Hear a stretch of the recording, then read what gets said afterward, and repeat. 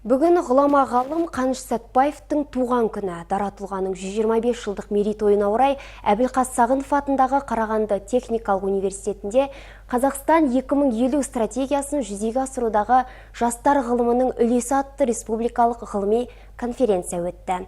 Маңызды жиында жастар ғылымының рөлі талқыланды, инновациялық жобалар ұсынылды. Әрі қарай әріптесім Жанбота Рахметоллаұлы салмақты сөз ұстасын.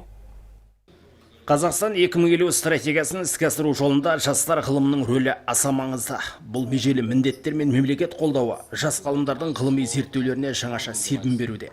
Ал республикалық конференцияда Азамат Манат веб қосымшалардың бұзылуын реттеудің теориялық аспектісі тақырыбында баяндама жасады. Оның ойлап тапқан жобасы жеке тұлғалар мен адамдардың ақпараттық қауіпсіздігін қамтамасыз етеді. Ерекшелігі бағдарлама тек Калилингус операциялық жүйесінде қолданылады. Жас ғалым тың бастамасын іске асыру үшін 2 жылдан аса еңбектеніпті. Жоба веб қосымшалардың бұзылуының осалдықтарын зерттеуі. Яғни бұл қазіргі кезде 21 ғасырда бүкіл кіші бизнес болсын, орта бизнес болсын, үлкен бизнес болсын, барлығы компьютерлерді қолданады. Яғни компьютер мен желіні қолданғаннан кейін оларда ең негізгі қауіпсіздік болады. Яғни өзінің жұмыскерлерінің пошталарын және де тағы басқа да ақпараттарын ұрлап әкетпес үшін өте тиімді деп айтуға болады. Өйткені ол тегін, оңай орнатылады. Қазақстан 2050 стратегиясын іске асырудағы жастар ғылымының үлесі атты конференцияда студенттер жол құрылыс техникаларына жасанды интеллектті пайдалану мәселесінде сан қырынан көтерді. Жел турбинасы технологиясының даму тенденцияларында жиналған қауым сананың сүзгісіне салды. Ал дағдарыс жағдайында компаниялардың қызметі тақырыбында тараптар тереңнен қаузады. В университете прошла студенческая конференция.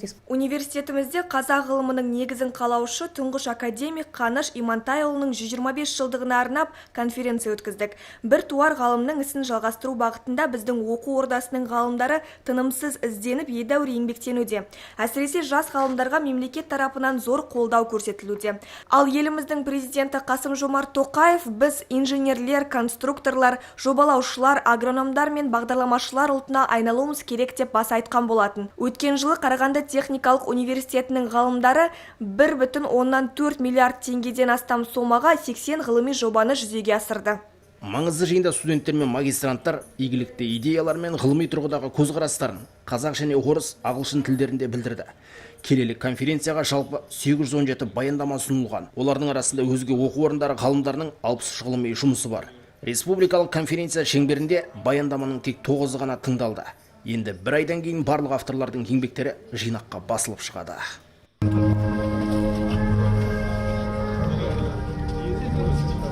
Бүгін ғұлама ғалым Қаныш Имантайұлының еңселі ескерткішіне зиялы қауым мен билік өкілдері, қоғам қайраткерлері гүл шоқтарын қойды. Қазақ ғылымының атасы атанған тұлғаның рухына тағзым етті. Елдің аманатына, ұлттың аманатына адал болған, ұлтқа қалтқысыз қызмет қылудың өшпес өнегесін көрсеткен Қаныштай ғұламаның болуы біз үшін үлкен мақтаныш деп білем. Қаныш Сәтбаев Менделеев кестесіндегі барлық элементтердің қазақ жерінде бар екенін әлемге дәлелдеген теңдес тұлға. Оның геологиядан бөлек металлургия, су шаруашылығы, тіпті әдебиет пен мәдениетімізге сіңірген еңбек ерен. Аты аңызға айналған академиктің мерейтойы биыл ел көлемінде аталып өтіледі. Жанбота Рахметоллаұлы, Қабыл Байдуллаұлы, Бүлдірген Асығат қызы, Сарыарқа телеарнасы.